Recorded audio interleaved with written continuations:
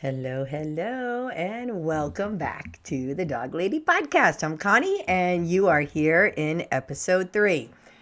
And before I jump in, I have to tell you, I just came back from my favorite local park, Mount View Park, and it's a beautiful park, and it's one of my favorite parks. And today, Betty and Rufus and I, we had one of the best experiences we've had there in a while. It was beautiful, it was cool, the sun was shining, and every single dog was on a leash. Every owner was paying attention to their dog. And that sounds so simple, and maybe that doesn't sound ideal to you. But after what I'm going to share with you today, maybe hopefully you'll understand why that made my whole morning and made life so good for Rufus specifically. But I'm curious if you ever think about, because I know I didn't, but how much you as a person affect your dog on a leash. And I don't mean by giving them commands. I don't mean by having them heel or anything like that, but what you bring to the leash, what you bring to the table.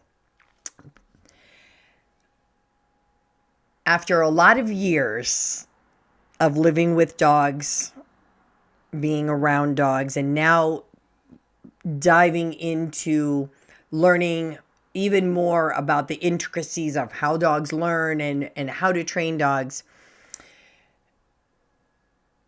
there is a big impact from us that I don't think we're always well aware of. Again, I know I wasn't. And that gap there is really visible on a walk outside of your own yard, your own house. Sometimes it could be even visible there, but we're not going to go there today. But we think we're just out there taking our dogs for a walk, right? Just giving our dog exercise. But our dogs are doing something so much more complex than just walking, just sniffing. They are constantly reading us, right? How we're holding the leash, how we're breathing, the way our body might shift when we see something 200 feet ahead.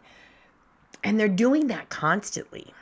And they, most of the time, will register it before we even register it ourselves. And I know this not just because science supports it, but I know it because I've lived it for almost 2 decades now. And I only recently really understood the full shape of the full arc of what happened for me that day. And this was going back in my Tahoe days. This was like 2007, 2008. I had 2 dogs, a chocolate lab mix and a bull mastiff French mastiff mix, Goliath and Gigi. Well over 200 pounds of dogs. And back then I was a little tiny little thing. And we were on a regular walk, a sidewalk. We're not on a trail. We were not off leash. We were just in a neighborhood, actually only like 1 block away from a pretty busy road. Completely ordinary afternoon. And a car passed us, and I saw this big head hanging out the window, which, me being me, dogs always catch my attention. And didn't think much of it. We just kept walking. And a little further up the road, that dog was out. And he was a good sized boy. And he was loose. And I didn't see any owner around. No one in sight. Not a single person. And it started coming towards us. And I would not say at that moment, I would say at that moment, it was very clear this dog wasn't coming at us in a friendly way. And what followed next was one of the most frightening experiences I have ever had with dogs on a leash. He caught up to us and he went straight after Gigi first, and he seemed to be targeting her, and Goliath was trying to jump in, and I'm trying to hold back 200 plus pounds worth of dogs while this dog kept coming at us. And I'm trying to get in front, and I've got 2 dogs trying to protect themselves, trying to protect me, I would imagine, and a dog that wouldn't stop, and friggin' no one around, and nothing but my own body and the leashes. And I mean, I had tears. I don't even know. I think I was screaming. I think I was yelling. And a man driving by actually stopped his truck in the middle of the road and got out and grabbed his paint bucket and helped drive the dog away. I don't even know. I can't even tell you how long the situation happened. It was so scary. And I mean, I'm so blessed because this guy pulled over and decided to help us. And I was able to thank him, but that's not even the point. But if he hadn't stopped, I can't imagine how much worse things would have gone on. Both dogs had bites on them. And somewhere throughout the entire process, I spiral fractured my finger, which I guess is not a very common thing to do. So they told me when I was at the hospital later that afternoon in getting x-rayed.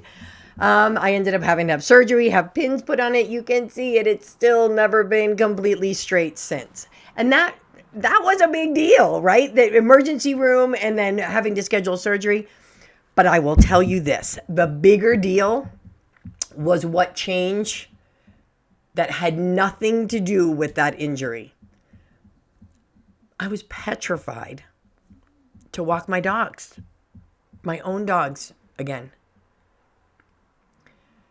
For the first couple of weeks, I actually bribed one of my friends, Gino, to come and walk with me each night when I got off work. Because I was afraid to go alone. I think I bribed him with beer, with dinner, anything I could do. I had a couple others, but he was the one I asked the most. I just couldn't do it alone. And luckily I had a fenced yard, but I also know that that's not enough for most dogs. That's not our point. But something changed that day that I didn't really realize, that didn't come from having to wear the cast or have the surgery, but I never walked the same again. Something in my body, in my nervous system, in my emotional system was changed forever. There is not a single street I walk down with a dog where I am not scanning, looking at the yards, looking at the driveways, looking at gaps in the fences. Every house where I've seen a dog before, I'm always wondering, are they in there? Are they contained? Are they in the front yard? It's just there for me, always. It's just how I walk now. Again, this was back 2007, 2008, and it's currently 2026. And I still feel it on every single walk. Now, it's not nearly the same intensity that it was right after it happened. I've come a long way from those early days, but it never fully goes away. And it's only been about 5 years since I stopped carrying citronella spray. And I did that because if there was ever a loose dog, I could use it without, I wouldn't want to harm the dog, but it would give me some kind of a defense. But I've had to make peace with the fact that this will probably, for me, never go away. It was that traumatic of an experience, feeling so completely helpless. I couldn't protect my dogs. I couldn't do anything. Yeah. But the more important piece of all of this, and this I didn't understand for a really long time, what that trauma that existed with me, and when it, especially, for the first few years, and honestly, I mean, not even for the last, right? My dogs felt it too. And not because I told them, of course, not because anything visible changed, but because dogs are so incredibly, extraordinarily sensitive to the person on the end of the other leash. That the tension that we hold in the grip, how we breathe differently when we start to become afraid, the micro changes, the small, tiny little things that we do with our body that we aren't even aware that we are doing. They feel every single bit of it. And most often they feel it before we even consciously register what triggered it, right? We might not even know. And I believe now that my unresolved my trauma that I brought to the walks after that attack contributed to how my dogs reacted to other dogs. Goliath specifically. I believe that my fear around the same thing happening again worsened his reactivity. And even years later with Barney, one of my bulldogs, I think it affected him as well. And I think even for him, he wasn't reacting to other dogs. He was reacting to me, reacting to other dogs. And he was reacting to something that happened years before he was even part of my life. But when we have things like that happen, right, we kind of go to the extreme. And our dogs feel what we carry. And I'm not blaming myself for this because it won't do me any good at this point. I'm not blaming you if you've had something similar happen, but it's something worth knowing. And it doesn't even have to be as extreme as my situation was. Sometimes we bring things to the table so unconsciously, and maybe it's not from any specific circumstance. Last week I met with a dog, and the dad had actually reached out to me. I offered these free sessions in a Buy Nothing Facebook group that he wanted his dog to come for a free session. And it ended up being the mom who brought the dog. And she was wonderful and the dog was wonderful. But one of the things she mentioned, that the reason the dad had said something about it was because when he was walking the dog, her name is Sugar, she was reactive to other dogs, but only with him, not with Mom. In fact, with Mom, she was having the dog meet other dogs off leash, and these two little corgis, and everything was fine. Same dog, same park, but completely different experience from how it went with her husband. So completely different experience depending upon who was with the dog.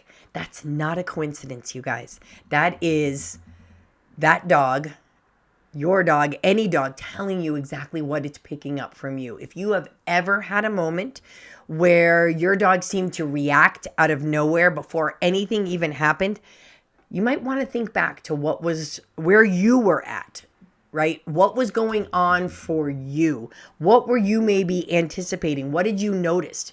What maybe your dog registered it before you even did.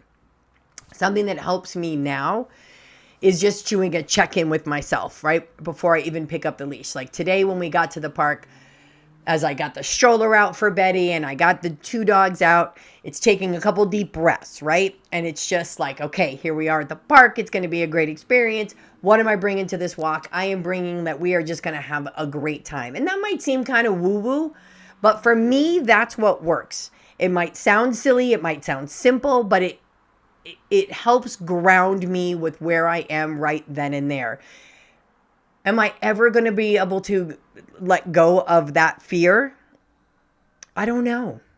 I really don't know. Because I will tell you, I think back to that experience almost 20 years later, and I can still remember how afraid I was. But it's a lot easier now. And I think it makes a big difference for my dogs now. And as I said, it's still with me. It shows up when I see those loose dogs running across the field. There's a part of me, I think, that always will tense. But I've come far, and we all can. But I think watching your dogs on a walk tells you more about where you are than maybe you might realize. I know for me that if Goliath, oh my gosh, going back, if Rufus were to react, I would know that was probably coming from me, because they seem to always know before I do. So if you've had some of those experiences, just start looking at what all that's going on. There's so much more to our relationship sometimes. There's so much more to loving dogs, right? Loving them is such the easy part. Understanding them, why they do what they do, is what I'm still learning, and even learning in greater depth now that I'm in dog training certification, which I love. But that's the part I'm here to share with you in the hopes that it will make things a little easier for you. So I'll see you in the next episode. Give your dog some love from me, and thanks for listening.